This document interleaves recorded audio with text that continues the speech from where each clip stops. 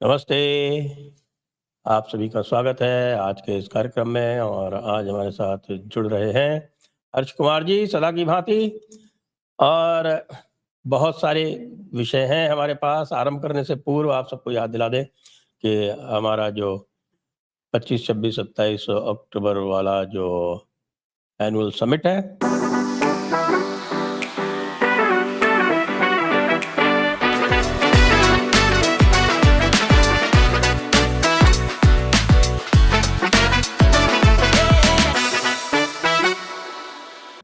उसकी crowd funding जारी है। 70% पूर्ण हो चुकी है, उसको शीघ्र पूर्ण करवाएं। और हर्ष की बात पे आप निश्चित रूप से देख ही रहे होंगे, हर्ष जी की बुक लॉन्च भी होगी इस बार इस पे। जी जी जी, हम पहले भी बात कर चुके हैं। मेरी पहली बुक आ रही है और हमने ये तय किया है कि उसी इवेंट में इसको लॉन्च करेंगे।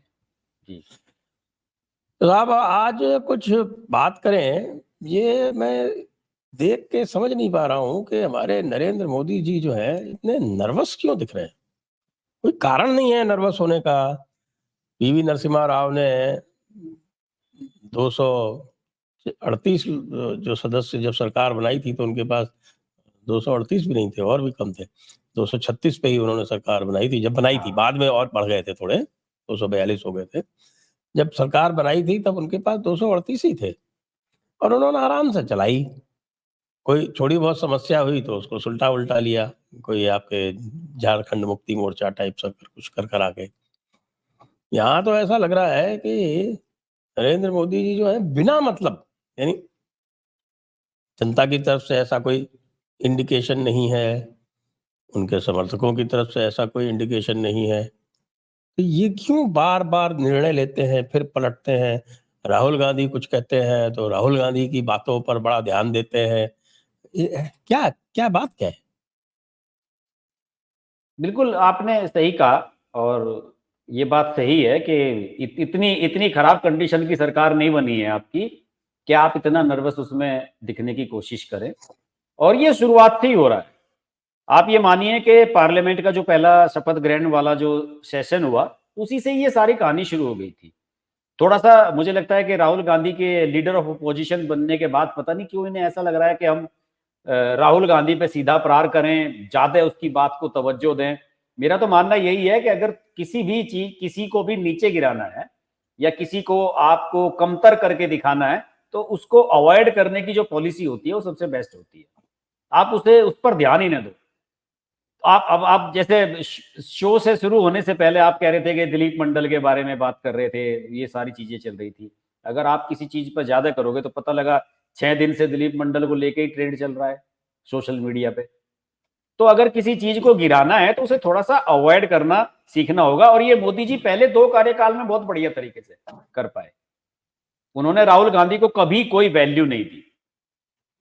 हमेशा ना कभी नाम दिया, कभी शहजादा कह दिया, कभी कुछ कह दिया। और इस बार तो शुरुआत बढ़िया हुई थी, बालक बुद्धि कहा था आपने।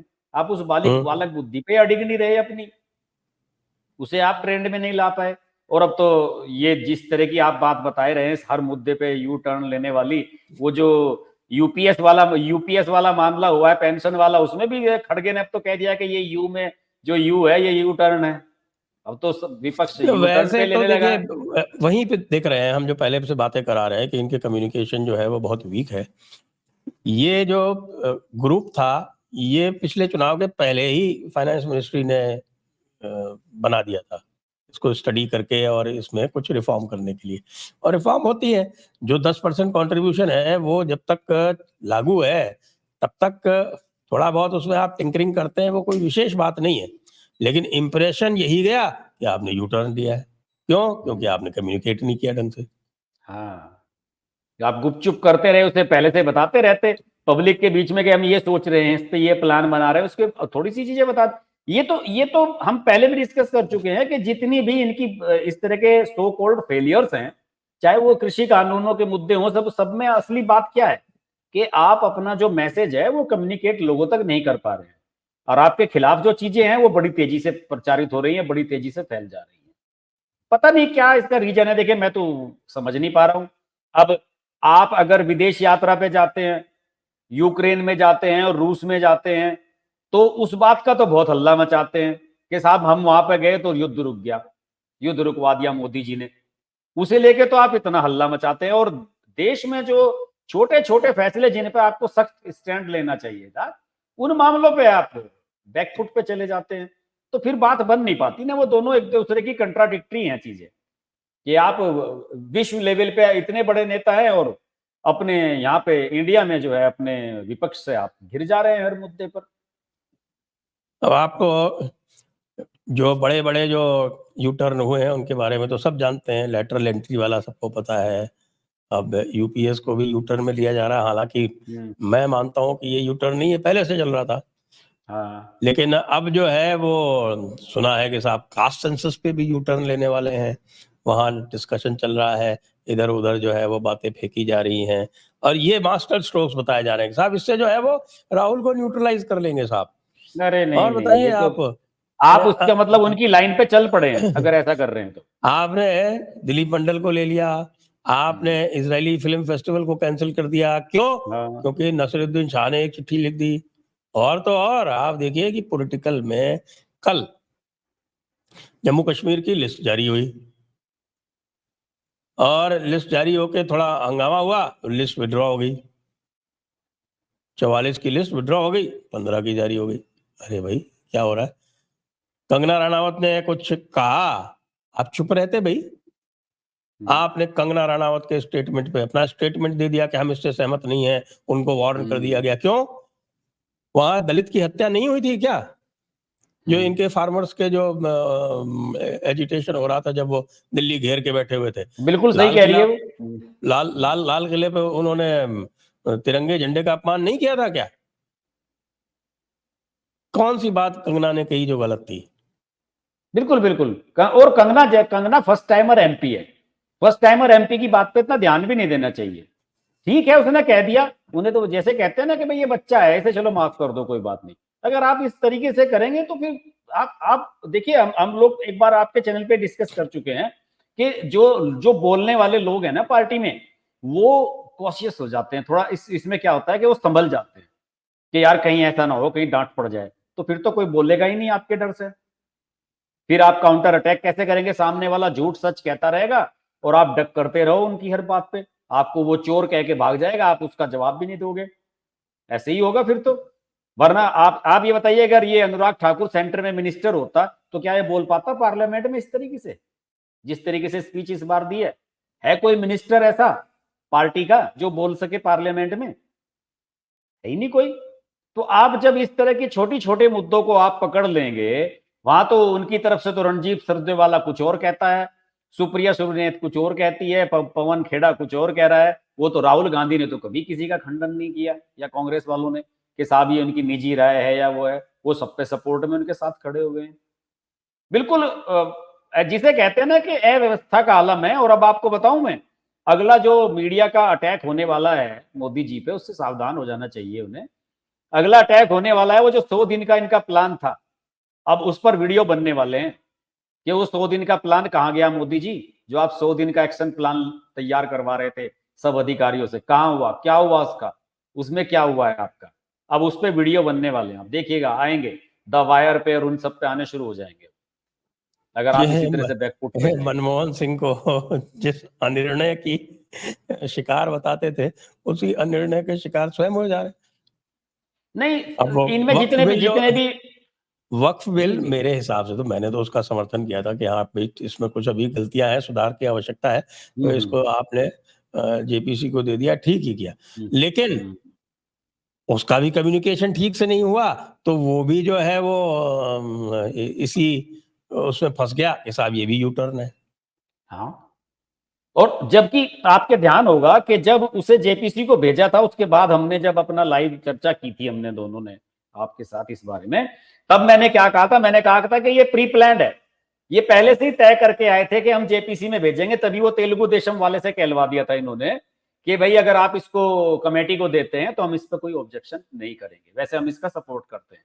तो प्लानिंग इनकी अपनी थी, लोगों को ये बता ही नहीं पाए। देखिए, योगी जी ने अपनी प्लानिंग से भेजा ना वो नजूल वाला कानून जो लेके आए हैं, अपनी प्लानिंग से, भूपेंद्र चौधरी से विरोध करवा के उसमें एमएलसी से। वो सबको कम्युनिकेट हुआ है, उसमें कोई भी नहीं कह रहा। वो सब कह रहे हैं कि योगी जी का मास्टर स्ट्रोक है, उन्होंने करवा लिया, लेकिन आप पता नहीं क्यों नहीं करवा पाते हैं। और देखिए, मेरा मानना है जितने भी ये यू टर्न हुए हैं, इनमें सबसे ज्यादा जो कमजोरी इन्होंने दिखाई है लेटरल एंट्री वाले में दिखाई है। क्रीमी लेवर वाले में मैं मान सकता हूं कि एक बड़ा वर्ग नाराज होता, उस पर प्रतिक्रियाएं होती, हो सकता है आंदोलन होते, बवाल मचता, कुछ ना कुछ होता। लेकिन आप ये क्रीमी बताइए, क्रीमी तो लेयर वाले पे कौन हमारे काम कर रहा था? किरोड़ी लाल मीणा ने खड़े होके विरोध कर दिया ओपन में, और इनकी हिम्मत नहीं है कि किरोड़ी लाल मीणा को कुछ कह सकें। किरोड़ी लाल मीणा ने हाँ, कहा कि क्रीमी लेयर बिल्कुल सर्वथा उचित है, हाँ। सर्वथा उचित है। ये अरे, इनके निर्णय के बाद की बात है। और संजय जी आप ये बताइए कि जब क्रीमी लेयर वाला डिसीजन आया था, उसमें रेवंत रेड्डी ने तो सबसे पहले कहा था कि हम तो इसका स्वागत करते हैं, आप भूल गए? सबसे हाँ, पहले कहा था, कांग्रेस का चीफ मिनिस्टर है, वो उसका स्वागत कर रहा है। आप डर के ये बैठ जा रहे हैं हर चीज में। ये तो इनसे तो एक्चुअली तो क्या है, तो अभी है इंफॉर्मेशन एंड ब्रॉडकास्टिंग बिल्कुल गलत हाथों में है। अश्विनी वैष्णव ही can be ineffective bureaucrat. Bureaucrat का काम कम्युनिकेशन नहीं है, बिल्कुल गलत व्यक्ति को दी गई है ये मिनिस्ट्री। ये तो बिल्कुल किसी पॉलिटिकल आदमी के हाथ में ही होनी चाहिए साहब। 100% पॉलिटिकल आदमी के हाथ में होनी चाहिए। और ये जो एक सेंट्रलाइज्ड मॉडल बना रखा है नरेंद्र मोदी ने कि हर चीज सेंट्रलाइज्ड है, उसका अब इनको नुकसान झेलना पड़ रहा है। क्योंकि जैसा आपने आरंभ में कहा कि कोई भी व्यक्ति बिना ऊपर से क्लियरेंस लिए बोलने के लिए राजी नहीं है। बिल्कुल, ये हम पहले कई बार चर्चा कर चुके हैं। और इस पूरे प्रकरण में जो आपने ये बात बिल्कुल सही कही, अश्वनी वैष्णव वाली बिल्कुल सही बात कही। ठीक है, रेलवे मिनिस्टर के रूप में बढ़िया काम कर रहे हैं पूरा, क्योंकि उसमें एक प्लानिंग का हिस्सा होता है, तो उसे बदला नहीं जाना चाहिए था। सूचना एवं प्रसारण मंत्रालय बहुत सेंसिटिव है, और मेरा मानना है कि ये नैरेटिव को बिल्डअप करने में, उसे न्यूट्रलाइज करने में, सब चीजों में इनका बड़ा योगदान है। एक तरीके से आप सूचना प्रसारण मंत्रालय के माध्यम से आप मीडिया को भी गवर्न करते हैं। नियम क्या है? अभी आप देखिए कितना बड़ा मजाक बना वो ब्रॉडकास्ट बिल वाला। आप ये समझिए कि आप दूसरे के हाथ में सारे पत्ते दे देते हैं। ब्रॉडकास्ट बिल वाला जो ऑफिशियली है, जिस पे कोई चर्चा कहीं नहीं हो रही थी, अचानक ही हमें पता लगता है कि ऐसा कोई जो ड्राफ्ट है वो कुछ खास लोगों को दिया गया है, और रवीश कुमार प्रेस क्लब में जाके बैठ मीटिंग करता है, प्रेस कॉन्फ्रेंस करता है, और फिर उसके बाद 2 दिन बाद वीडियो बनाने लगते हैं सब कि सुनने में आया है कि सब वापस ले लिया है। वापस लिया है ये किसी भी सरकार ने नहीं कहा, हमने बांटा था ये सरकार ने नहीं कहा। कम से कम जब आपने ब्रॉडकास्ट बिल, आपने कोई इस तरह का ड्राफ्ट बनाया था, उसे ओपनली छाप देते अखबारों में, सब मीडिया को बांट देते। हमें आपको सबको दे देना चाहिए था कि लो भैया पढ़ो, ओपनली अपने सजेशंस दो। ऊपर एक वेबसाइट बना देते, उस पर आप लिंक जाए, उस पर जाके सब अब लोग सुझाव रख सकते हैं, जैसे यूसीसी को लेकर किया पुष्कर सिंह धामी ने। तो 5-7 महीने उस पर करते और उसके बाद चेंज कर देते। अब तो आपने ये दे दिया कि सीधा सीधा आप लोगों ने, जो मीडिया के कुछ खास लोग हैं, उनके दबाव में आकर इसे वापस ले लिया। अब ये कहा जा रहा है कि वो जो है वापस नहीं लिया गया है, उसमें संशोधन कुछ करना है। संशोधन करने के लिए भी तो लेना वापस लेना ही कहा जाता है साहब, कि आप वापस ही तो ले रहे हैं उसमें। और मैं इस बात से बिल्कुल भी एग्री नहीं करता हूं कि आज की तारीख में, ठीक है आप ब्रॉडकास्ट बिल ला रहे हैं, आपको ओटीटी को कंट्रोल करना है, ठीक है, लेकिन ये जो एक चीज लेके आ रहे हैं कि यूट्यूबर्स या जो इंडिपेंडेंट जर्नलिज्म है, उनको लेकर आप कुछ नियम कायदे ला रहे हैं, ये निहायत ही कायरतापूर्ण है। कोई मतलब नहीं है इसका। बिल्कुल बिल्कुल, ये तो, और ये अब सब जगह रिफ्लेक्ट हो रहा है। सबसे पहली बात तो ये है कि भाई ये नड्डा जी को तुरंत अब बदला जाना चाहिए। क्यों डिले हो रहा है अध्यक्ष बनाने में, ये भी समझ में नहीं आ रहा है। समझ में नहीं आ रहा है, कोई लॉजिक नहीं है। ऐसा जिसको ऐसा भी क्या नड्डा छुड़ाना जी है ने आप, हरियाणा और हिमाचल, हरियाणा की और जम्मू कश्मीर की या महाराष्ट्र की, नड्डा जी ने ऐसी कौन सी मास्टर प्लान तैयार कर रखी है कि वो ही एग्जीक्यूट करेंगे उसको? और ये तो हिंदुस्तान है, हर साल 5 राज्यों में चुनाव होने। 30 जून को कार्यकाल खत्म हुआ ऑफिशियली नड्डा जी का। तो 30 जून को क्या, मेरा मानना है 28 जून को नया अध्यक्ष डिक्लेयर हो जाना चाहिए था बेधड़क। और मुझे लगता है कि अब चूंकि नरेंद्र मोदी जो है वो घबराए से दिख रहे हैं। वो हो सकता है इसलिए कि वे अब 240 का इम्पैक्ट जो है वो सरकार पे हुआ हो या ना हुआ हो, लेकिन आरएसएस पर अवश्य हुआ है। आरएसएस जो चुपचाप बैठी थी वो फिर से जो है वो एक्टिव हो गई और अब उसने इनको सीधे सीधे ये एक संदेश दे दिया है कि अब ये मनमानी नहीं चलेगी। तो उस वजह से भी मुझे लगता है काफ़ी ये टसल में है। योगी के साथ जो टसलबाजी की बगैर मतलब की, अरे भाई चुनाव में ऊंच नीच हुई आपकी, जो कुछ भी हुई, आपने और किसी को तो नहीं कहा। देवेंद्र फडणवीस से आपने कहा कि मैं रिजाइन करता हूँ और आपने उसको तुरंत मना कर उसे दिया। उसे उसकी उसका वहां कुछ है नहीं ना, वहां देवेंद्र फडणवीस के बिना करेंगे क्या? देवेंद्र फडणवीस को दूसरी यहाँ बुला लेंगे, कुछ भी नहीं बचेगा। आपने भजनलाल शर्मा को कुछ नहीं कहा, योगी के पीछे पड़ गए। और ये बात तो कहनी पड़ेगी साहब, योगी जी तो लगातार फ्रंट फुट पर खेले, एक सेकंड भी उन्होंने पैर पीछे नहीं हटाया और अपना एजेंडा, अपनी बड़ी लाइन खींचते रहे और इनको जो है पीछे हटना पड़ा। आज तो योगी जी ने कह दिया है कि बटेंगे तो कटेंगे, ये ध्यान रखना सब लोगों को। आज बड़ा वायरल हो रहा है उनका बयान, कहीं बोल बिल्कुल। रहे थे कि हाँ, आप बटोगे तो कटोगे। कल भी बोला था कि भारत का एकमात्र धर्म सनातन धर्म है। कल भी बोला था, आज भी बोला। हाँ सही बात है। वो तो नहीं ठीक है। धूमधाम से कृष्ण जन्माष्टमी के महोत्सवों में मथुरा में बैठे हुए हैं, वहां तो आनंद कर रहे हैं। हाँ, आनंद कर रहे हैं। वहां तो हेमा मालिनी का कार्यक्रम हो रहा था कल, तो परसों। हम्म, हम्म। नहीं वो योगी जी वाला तो नाहक का इशू था। अपनी क्या कहना चाहिए ना कि छिछाले दर करवाने वाला, जो अखबारी भाषा में कहते हैं कि आप विपक्ष के सामने, आप अखिलेश यादव जैसा जो है आदमी मजाक उड़ा रहा है आपका, कि आपके केशव प्रसाद मौर्य को के सरकार बना लो, चीफ मिनिस्टर बन जाओ 100 विधायक लेकर। किसी बीजेपी के विधायक की इतनी हिम्मत नहीं हुई, उससे पूछ लेता कि भाई चलो केशव प्रसाद मौर्य को तो बुला रहे हैं, चीफ मिनिस्टर तू खुद बनेगा या केशव प्रसाद मौर्य को बनाएगा, ये तो बता दे जरा, हम भेज देते हैं केशव प्रसाद मौर्य को, तू बनवा चीफ मिनिस्टर से। इतनी भी किसी की हिम्मत नहीं हुई बयान दे दे। और मैं तो तारीफ करता हूं उसकी मथुरा वाले विधायक की, राजेश चौधरी की, जिसने जो है बड़ी दबंगई के साथ कहा। उसने तो साफ तौर पर कहा कि ये बीजेपी की गलती थी कि हमने मायावती को चीफ मिनिस्टर 2-3 बार बनवाया, और ये उत्तर प्रदेश की सबसे भ्रष्ट मुख्यमंत्री थी मायावती। और उसके उसके उसके पीछे पड़ रहे हैं लोग, ये अखिलेश यादव सारे चिल्ला रहे हैं राजेश पता पे। नहीं भाई, हो सकता है कहीं उस पे भी माफी मांग ले भारतीय जनता पार्टी। आजकल तो मतलब माफी भी हो रही है।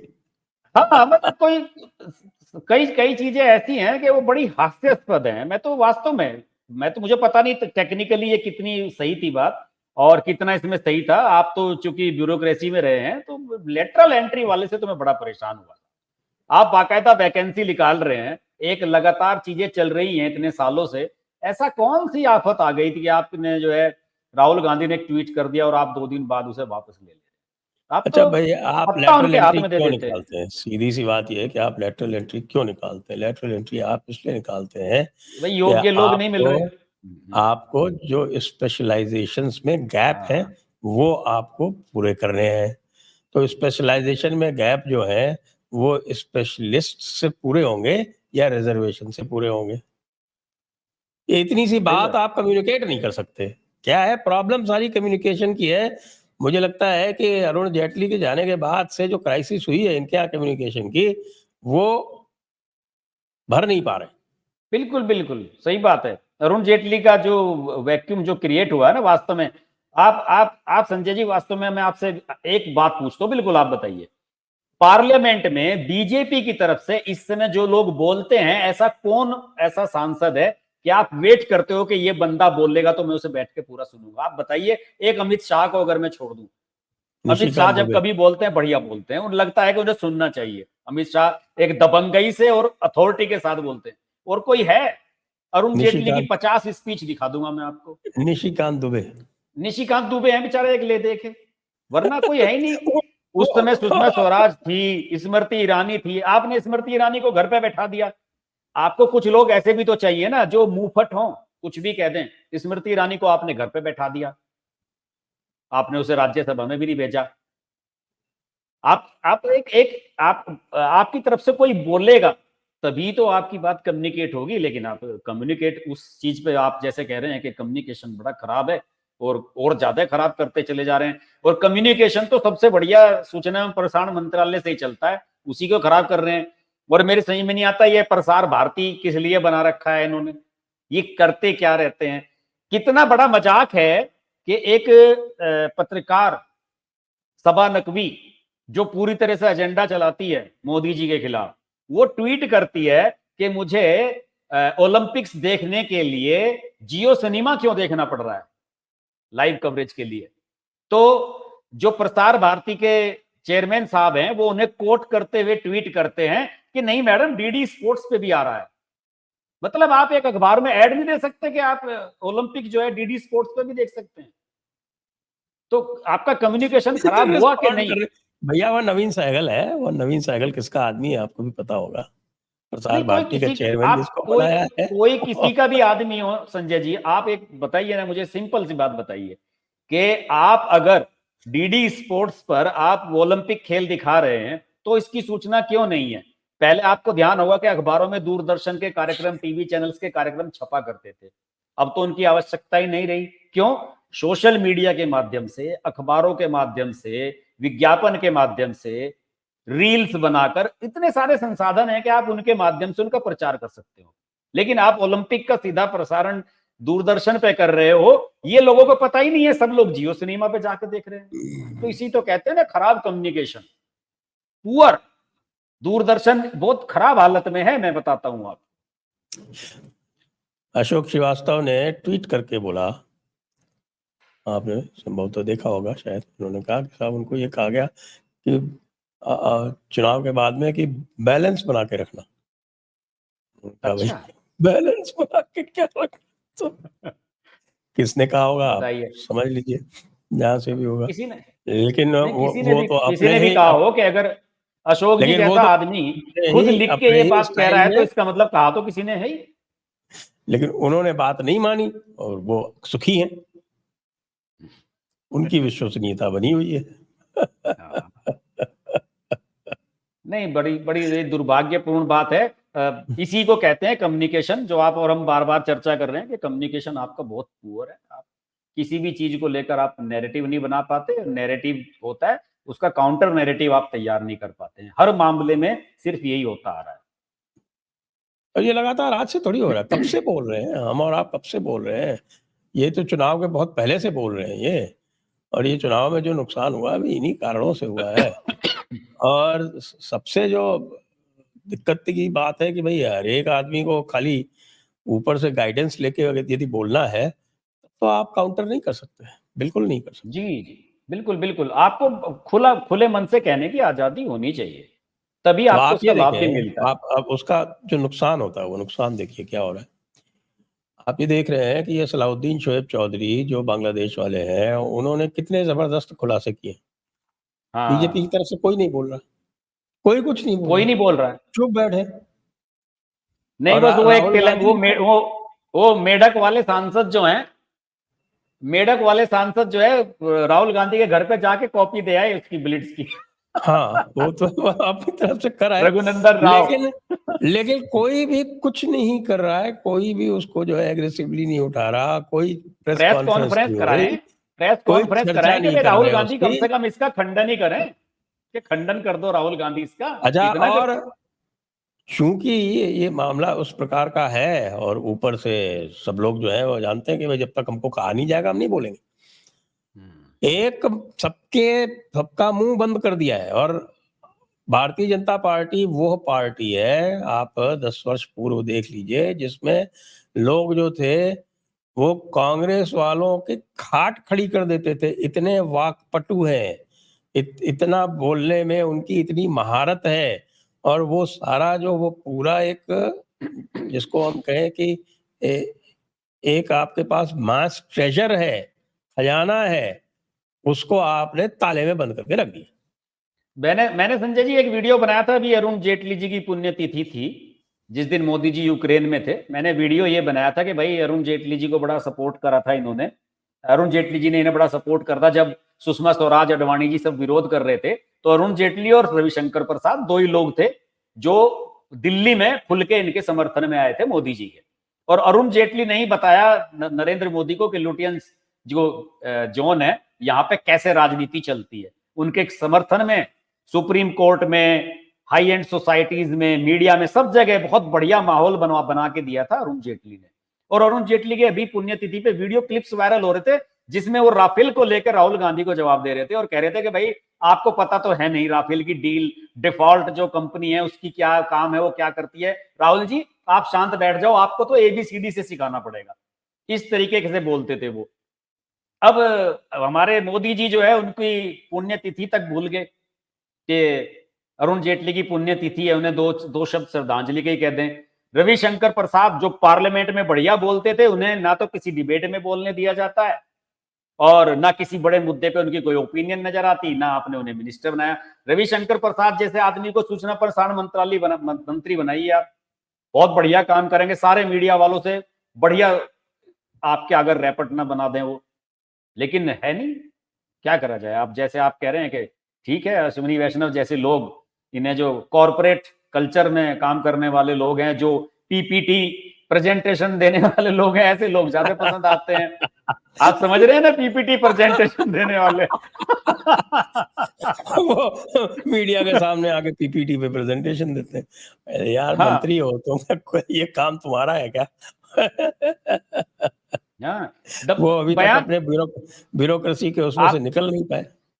आप फिल्म फेस्टिवल वाली बात बता रहे थे नजरुद्दीन शाह की, तो हम्म। बयान तो कायदे से ये आना चाहिए था कि नजरुद्दीन शाह साहब आपकी सलाह से थोड़ी काम करेंगे हम।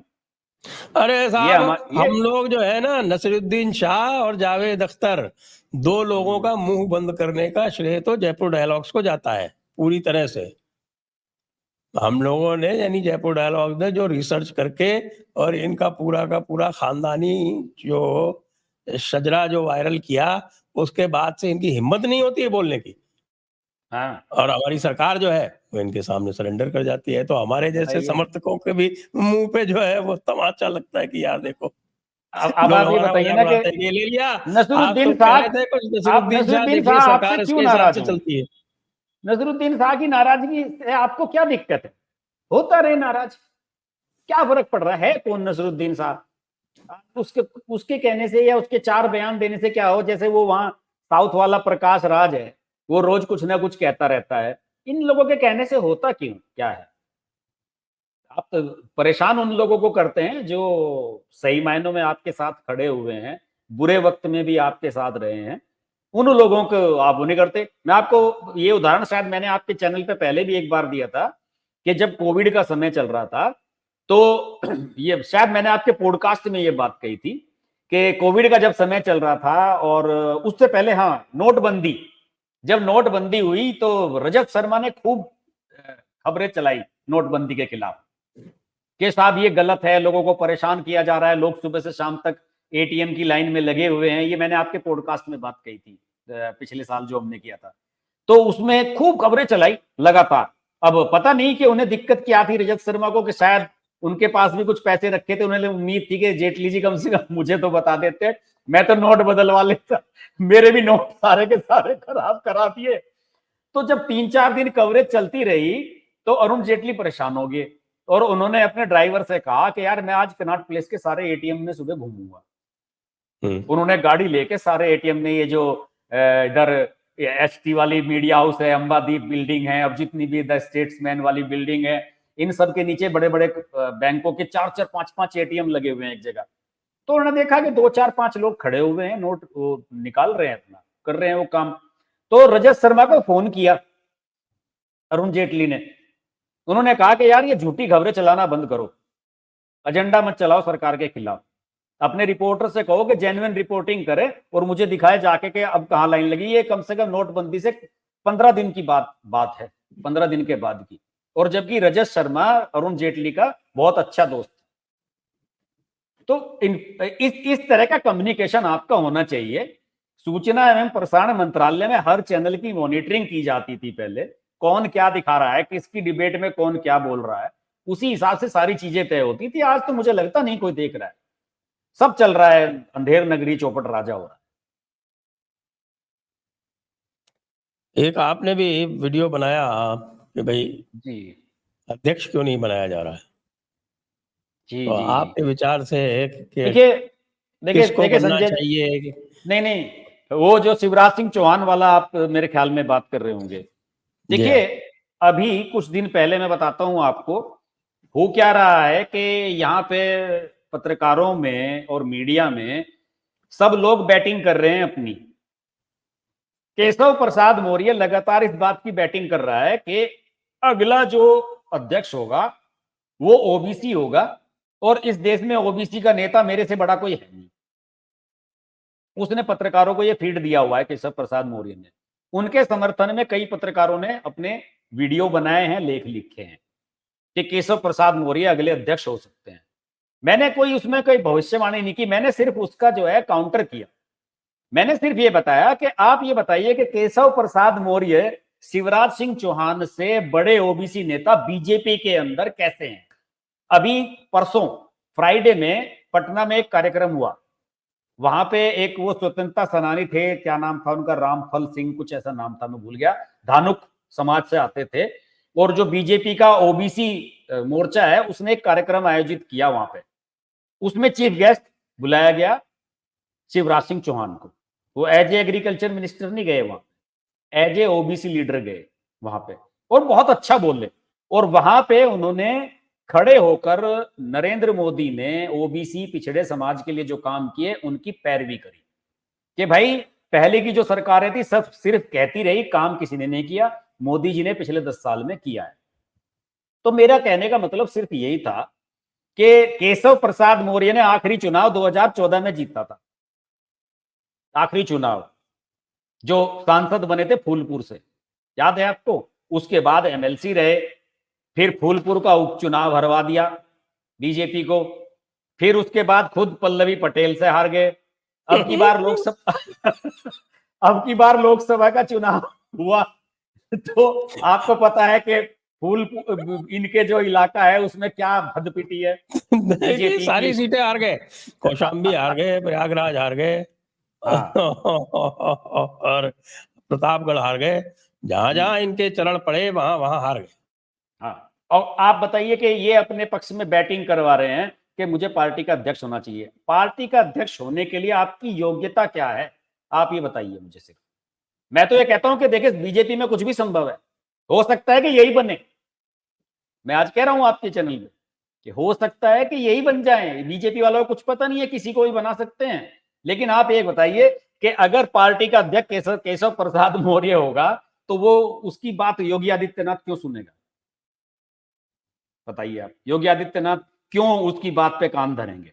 हो सकता है कि वो विष्णुदेव साय उनकी बात सुन लें, या आपके भजनलाल शर्मा जो है वो उनके पास पर्ची चली जाए वो सुन लें, लेकिन योगी आदित्यनाथ योगी आदित्यनाथ, आप बताइए योगी आदित्यनाथ को आप कैसे दबा सकते हैं, केशव अब प्रसाद मौर्य को अध्यक्ष। आप ये देखिए, जो भी योगी आदित्यनाथ बोल रहे हैं, हम्म, ये सुन सुन के इनका जो केंद्रीय मीडिया विभाग है, अश्विनी वैष्णव जैसा होगा, या पार्टी का जो भी होगा, या हमारे नड्डा जी जैसा होगा, इनका दिल जो है यूं यूं यूं यूं धड़क रहा है 200 की स्पीड से कि ये क्या हो रहा है।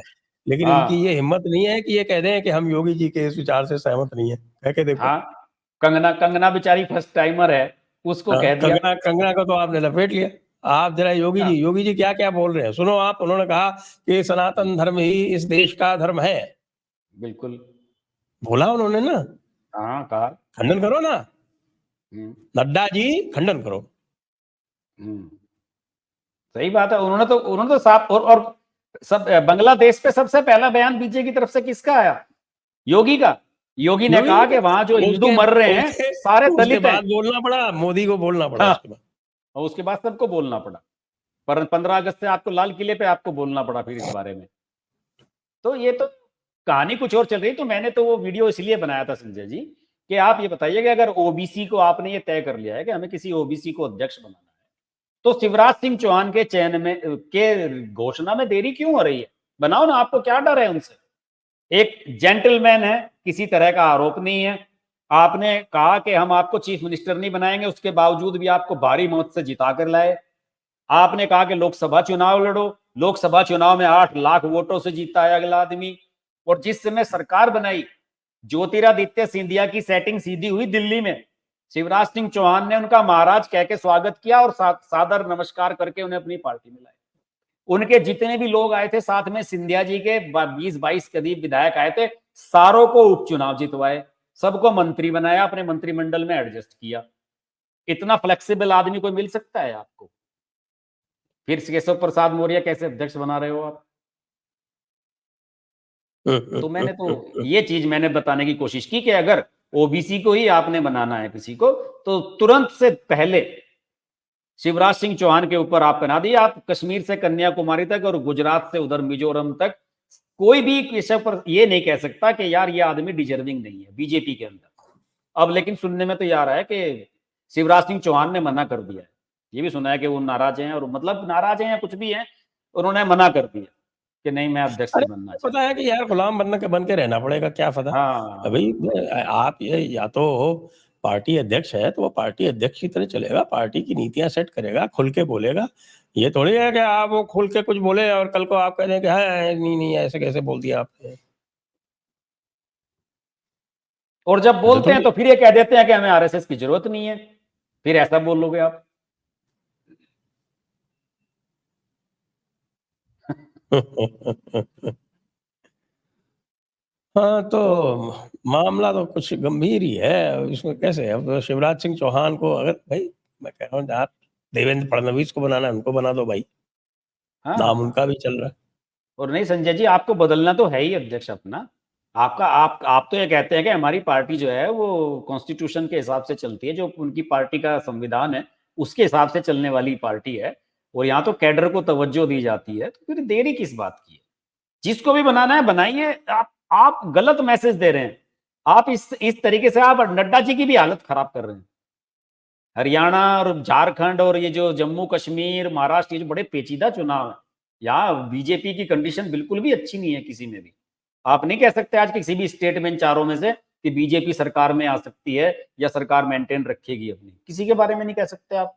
तो नया अध्यक्ष लाना चाहिए इसमें, क्यों नड्डा जी की आप हालत खराब कर रहे हो भाई? आप बाद में हटाओगे तो फिर मैसेज ये जाएगा कि चुनाव हार गए सारे तो नड्डा जी को हटा दिया। अब चुनाव तो भाई एंटी इनकम्बेंसी 10 साल की है, हरियाणा में पूरे चांस हैं कि आप हार सकते हो। बिल्कुल बिल्कुल। तो अब इतना तो आप में भी मादा होना चाहिए कि यार ठीक है 10 साल की एंटी इनकम्बेंसी थी, हार गए कोई बात नहीं। हाँ सही बात है। अब ये तो नहीं, किसी ने कहा नहीं था कि साहब कि आप हर चुनाव जीतोगे, ऐसा तो होता भी नहीं है। हाँ सही बात है, ये भी बात सही है। और एक बात और भी तो है, कुछ देखिए कम्युनिकेशन भी तो गलत है। अभी जब 30 जून को नड्डा जी का कार्यकाल खत्म हुआ, तो क्या कोई किसी ने सुना कि कहीं किसी ने ये कहा होगा नड्डा जी का कार्यकाल 1 साल एक्सटेंड कर दिया गया? लोकसभा चुनाव से पहले एक्सटेंड किया गया था, बाकायदा घोषणा की गई थी उसकी, पार्टी की मीटिंग हुई थी और उसके बाद कहा गया था कि 1 साल और रहेंगे नड्डा जी, लोकसभा चुनाव तक रहेंगे। लेकिन अब क्या चल रहा है? जुलाई चला गया, अगस्त चला गया, अब किस चीज का इंतजार है? तो आप अब भी कह दीजिए कि दिल्ली के चुनाव तक रहेंगे, तो सब अपना शांत हो जाए, ठीक है, पार्टी चले उसी हिसाब से। लोग संपर्क करना चाहते हैं, नड्डा जी से संपर्क करें, पार्टी के अध्यक्ष से, लेकिन कह नहीं रहे अब भी। तो ये बड़ा खराब है, हर चीज को लेकर थोड़ा सा जिसे कहते हैं ना कि ढुलमुल रवैया जो है, कुछ भी किसी भी चीज को लेकर क्लियरिटी नहीं है। इसमें सभी लोग बड़ी दिक्कत में है। और देखिए मुझे तो इस पूरे प्रकरण में जो चिराग पासवान का जो एटीट्यूड है वो भी मुझे बड़ा खराब लगा। जिस तरीके से हर मुद्दे पर वो इस तरह से दिखाने की कोशिश कर रहा है, उससे तो बड़ा नेता चंद्रबाबू नायडू हैं। 16 एमपी हैं जिनके, आप 4-5 एमपी वाले को वो इतना भाव क्यों दे रहे हो? भैया वो क्रीमी लेयर पे भी दिक्कत कर रहा है आपको, और आपको मुझे तो लेटरल एंट्री इसमें पे भी बोल रहा है, हर चीज पे बोल रहा है। मुझे तो बताया गया है कि उसको कहा जाता है कि आप बोलो, जिससे कि हम यू टर्न ले सकें। जो लेकिन इससे तो बद तो सरकार की पीट रही है ना। सरकार सोच इस रही है बात से तो मास्टर लोग, स्ट्रोक है। अगर हम देखिए तो हम जो उसकी, है संदेश दे रहे हैं कि देखिए हम अपने जो है एनडीए के सहयोगियों की कितनी सुनते हैं। नहीं तो फिर तो ऐसे में फिर ऐसा भी होगा कि फिर चंद्रबाबू नायडू अगर कोई अपनी ऐसी डिमांड लेके आएंगे, तो फिर जो है आपको वो माननी भी पड़ेगी। फिर अगर अगर आप 5 सांसदों वाले को इतना भाव देंगे तो फिर 16 सांसदों वाला क्या कर सकता है, फिर उसके लिए भी तैयार रहिए आप। अभी जेडीयू वालों ने तो बोल ही दिया वो किस मामले पे, उन्होंने भी बड़ा वो एक एडवर्स बयान दिया है, पता नहीं कौन से पे किसी डिसीजन पे इनके भी उन्होंने भी आपत्ति उठाई है। केसी त्यागी ने इजराइल के ऊपर। हाँ, इजराइल वाले पे कि इजराइल को हथियार क्यों दे रहे हो, उसने केसी त्यागी ने बोल ही दिया है, बताइए। तो फिर तो सब मांग करेंगे, कुछ ना कुछ हर एक की निकल के आएगी। अगर आप दबंगई से चलाना चाहते हो तो भाई मैसेज दो कि ठीक है, जाओ तुम जहां जाना है, जिसे भागना है जाओ भागो। वो मेरा तो मानना ये है कि संजय जी इस सब माहौल के बीच मेरा तो मानना ये है कि दो काम करने चाहिए मोदी जी को, या तो स्टालिन को अपनी तरफ ले लें या फिर ममता को अपनी तरफ। ममता तो आ जाएगी तुरंत। ममता का आना बड़ा आसान है, तो बड़ी आसानी से आ जाएगी ममता बनर्जी। और राजनाथ सिंह अभी गए थे स्टालिन के यहाँ तो कार्यक्रम में, बड़ी तारीफ करके आए अरे साहब बड़ी करुणानिधि तारीफ की करुणानिधि की उन्होंने।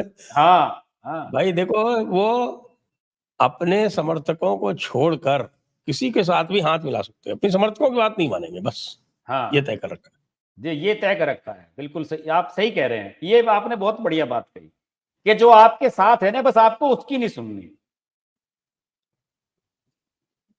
दूसरों को भाव देना।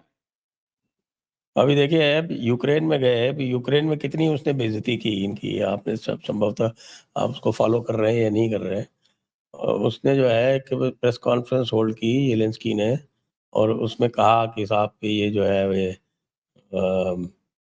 आपने रूस को सपोर्ट किया है, आपके भारत ने उनको हमारे साथ रहना चाहिए, और देखिए रूस ने कितनी इनकी बेइज्जती की, जब ये रूस में थे तब उन्होंने यहाँ हॉस्पिटल पे हमला किया। इस तरह की उछली बातें, बिल्कुल छिछली बातें उसने प्रेस के सामने की, भारतीय प्रेस के सामने की। आपको क्या फायदा हुआ वहां जाके? यहाँ बांग्लादेश में हिंदू मर रहे हैं। अरे भाई आपके पास इतना बढ़िया मौका है, आपकी जितनी भी जो रेटिंग डाउन हुई है वो आप बांग्लादेश में कुछ एक्शन करके दिखा दो, सारी अप हो जाएगी 1 मिनट में। बिल्कुल। और ना कोई राहुल अब गांधी बचेगा, ना कुछ कोई अब बचेगा। अब और अब भी बात अच्छा मान लो मौका है योगी संजय जी जी, की, अब हैं? वहां कहानी दूसरी हो गई ना। अब वहां जो है, अब तो उनकी जो भड़ास थी वहां पे, जो सब मुल्ला ये सब विरोध कर रहे थे, अब तक तो वहां हिंदुओं पे टारगेट कर रहे थे, अब तो ये आपस में भिड़ गए हैं सारे के सारे। वो तो आप खैर 2 होना दिन का ही था, घटनाक्रम देखो, आपस में वो जूता बच गया इनमें अब तो। वो तो होना ही था, वो तो मैंने पहले ही प्रेडिक्ट कर दिया था। शुरू में ही प्रेडिक्ट कर दिया था, लेकिन मैंने कहा था 6 महीने में होगा, वो तो अभी से हो गया। अरे साहब, मैं तो संजय जी पहले दिन से कह रहा हूं, बांग्लादेश में तो घुसने के बड़े रास्ते हैं इस समय। साफ कह दें कि साहब आपके तरफ से हमारे यहाँ ये आ रहे हैं, पहले कह देते कि हम भैया हिंदू मंदिर बचाने, हम तो जब तक हमें श्योर नहीं होगा, हम तो अपने सेना को भेज रहे हैं वहां पे, सारे हिंदू मंदिरों पे हम सेना लगा रहे हैं, आपके बस की नहीं है इन्हें बचा पाना। कुछ कर देते, मतलब मैसेज ही कुछ और चला जाता, पूरे वर्ल्ड वाइड लोग चौंक जाते कि यार ये क्या कर दिया मोदी ने। एक बढ़िया मौका आप छोड़ रहे हैं, अभी भी मौका है, अभी भी किया और जा आज सकता है। आज इन्होंने जो स्टेटमेंट दिया है उसमें फिर सबका साथ सबका विश्वास टाइप का कुछ डाल दिया है वो तो चलता ही रहता बीजेपी है वालों। इनका। जी, वो तो चलेगा इनका, उससे पीछे नहीं हटेंगे ये। उसमें तो अब गिरिराज सिंह ने भी कहना बंद कर दिया। गिरिराज सिंह ने तो शुरू में 2-3 बार कहा भी है कि भैया जिसने मुझे वोट नहीं दिया उससे तो मैं काम बिल्कुल नहीं करूंगा। अब मुझे लगता है गिरिराज सिंह को भी कह दिया होगा, भाई तुम क्यों बोल रहे हो, एक बेचारा वही बोल रहा था, उसे भी चुप करा दिया। भारतीय जनता पार्टी सबका साथ, सबका विकास, सबका विश्वास और सबका प्रयास तथा सामाजिक समरसता के सिद्धांतों पर चलने के लिए कृत संकल्पित है। गई भैंस पानी में। पानी में ही है साहब, वो भैंस पानी में है और उसे बहुत सारी जोंक भी चिपक गई है वहां। आपको ध्यान होगा पहले गांव में जोहड़ हुआ करते थे, तालाब जिसे कहते हैं, उसमें जब भैंस घुस जाती थी उसके शरीर पे खूब सारी जोंक चिपक जाया करती थी, वो चिमटे से उतारनी पड़ती थी। तो ये हालत हो गई, ये सब जोंक चिपक गई हैं। कोई चिराग पासवान रूपी है, कोई दिलीप मंडल रूपी है, सब अलग अलग जोंक जो है वो चिपकी हुई हैं। लेकिन संजय जी आपने एक बड़ा खुलासा किया, मैंने आपका वीडियो देखा कि दिलीप मंडल ने 300 जो है ट्वीट अपने डिलीट कर दिए थे। 350। ये मतलब आपने तो कहा कि वो जो चिड़ियाघर का भालू है वो कह रहा है। हाँ 350 डिलीट कर दिए उसने। बताइए साहब, इतनी बड़ी दिलीप मंडल की बेचारे की प्रॉपर्टी यही थी, सोशल मीडिया पोस्ट। मुझे लगता है कि भारतीय जनता पार्टी अगर इसी तरह से वैसे चलती रही संजय जी, एक मुझे समझ में नहीं तो आया कि दिलीप, अपने सारे समर्थकों को घर बैठा देगी कुछ दिनों में। नहीं दिलीप मंडल को वैसे ला के ये करना क्या चाह रहे थे, क्या करवाना चाह रहे थे? दिलीप मंडल क्या करता इनके लिए? देखिए अब मैं क्या कहूँ इसको, जब ये मति भ्रम होता है ना तब के इसको गीता में बड़ा अच्छा श्लोक है, ध्यायते विषयान पुंसः संगस्तेषु उपजायते, संगात् संजायते कामः, कामात् क्रोधो विजायते, क्रोधात् भवति सम्मोहः, सम्मोहात् स्मृति विभ्रमः, स्मृति भ्रंशात् बुद्धिनाशो, बुद्धिनाशात् प्रणश्यति। अब इसको लास्ट वाले का थोड़ा समझा देते हैं कि भाई जब आप जो है विषयों में लिप्त हो जाते हैं, विषय में लिप्त हैं आप, आपको हर जगह विजय चाहिए, तो विषयों में लिप्त होने के बाद जो है वो फिर वो नहीं होता है तो क्रोध आता है, क्रोधात भवति सम्मोह, क्रोध से सम्मोह, मोह, आप जो है मोहग्रसित हो जाते हैं, सम्मोहात स्मृति विभ्रम, और सम्मोह मोह मोह से फिर स्मृति जो है वो भ्रमित हो जाती है। हाँ, स्मृति भ्रंशात बुद्धिनाशो, स्मृति के भ्रमित होने से बुद्धि का नाश हो जाता है, वो और जैसे कहते हैं ना, विनाश मानुष पे छाता है तो विवेक पहले मर जाता है। बुद्धि नाशात प्रणश्यति, जब बुद्धि नष्ट हो जाती है तो फिर वो हाँ। समाप्त हो जाता है। तो ये तो इस तरफ चलते दिखाई पड़ रहे हैं मुझको कुछ। हाँ, यही चल रहा है जी, सही बात है। और इतने दिनों बाद बताइए वापस सबका विश्वास आ गया। अभी तक 3 महीने से सबका विश्वास नहीं आया था, आज सबका विश्वास वापस जो है प्रकट हो गया। जय राम जी की कहे बोल, सियावर रामचंद्र की जय। जय। और एक अच्छा, एक और बड़ा इंटरेस्टिंग ऑब्जर्वेशन मेरा है जी जी, कि योगी जी ने फ्रंट फुट पे बैटिंग करके इनको कर दिया परास्त। ये अब योगी जी के साथ कोई थोड़ा सा भी इनकी हिम्मत नहीं है कि कुछ करे। ठीक, सारे के सारे मुख्यमंत्री जो हैं इनके, वो सब योगी मॉडल कॉपी कर रहे हैं। हाँ, वो योगी मॉडल अपना लिया। हेमंत बिस्वा शर्मा, मोहन यादव, सब बुलडोजर चलवा रहे हैं। वो सब ना केवल मोदी मॉडल, योगी मॉडल कॉपी कर रहे हैं, बात भी योगी की तरह कर रहे हैं। आप मोहन यादव को देखो, क्या जबरदस्त उसने जन्माष्टमी का जो है वो पूरा किया है उसने। लेकिन यादवों आप की संजय लाज जी, रख ली भाई, यादवों की हाँ, लाज रख ली उसने। लेकिन संजय जी एक आप ये एक हमारे चीज, ये एक कंस रूपी यादव है, एक वो कृष्ण का भक्त यादव है। हाँ, आप संजय जी इस एक चीज चीज को नोट नहीं हाईलाइट कर करना रहे। चाहिए कि भाई आप कृष्ण एक भक्त चीज, यादव और कंस भक्त यादव देख लो। आपने एक चीज नोट नहीं की, अभी इंडिया टुडे का वो सर्वे आया MOTN, उसमें प्राइम मिनिस्टर पद के लिए जो मोदी के उत्तराधिकारी हो सकते हैं, उसमें एक बार फिर से जो है अमित शाह को बड़ा ऊंचे पे दिखाया है यशवंत देशमुख ने। वो देखिए वो इट डजंट मैटर, मैं इसलिए कह क्योंकि वो जो उन्होंने जो सैंपल लिया है वो सभी लोगों का लिया है, खाली भाजपा के समर्थकों का लेके तब बताओ ना। हाँ, यही तो मैं कह रहा हूं कि अगर जो वो आप कांग्रेस वाले बात तो कर ये रहे नहीं हो ना, चाहेंगे, आप ये बताओ कांग्रेस वाला एक भी चाहेगा क्या कि योगी बने? हाँ वो तो है, सही बात है आपकी।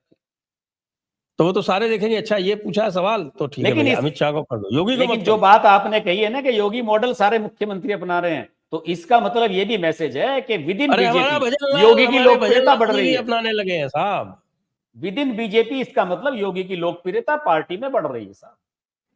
अगर कल को कोई ऐसा मामला हुआ कि सबकी राय ली जाए कि अगला अगला अगला नाम जो है कौन सा हो, तो मुझे लगता है कहीं ऐसा ना हो कि वोटिंग में वो जैसे जो है सुभाष चंद्र बोस ने हरा दिया था पट्टाभी रमैया को उनके अध्यक्ष पद के चुनाव में कांग्रेस के, गांधी जी के कहने के बावजूद, कहीं ऐसा ना हो तो योगी जी नंबर 1 पे हो चॉइस में अगली पार्टी के अंदर, क्योंकि पार्टी का अगला फेस कौन होगा ये तो पार्टी तय करेगी ना। करेक्ट। बड़ी विचित्र स्थिति है साहब।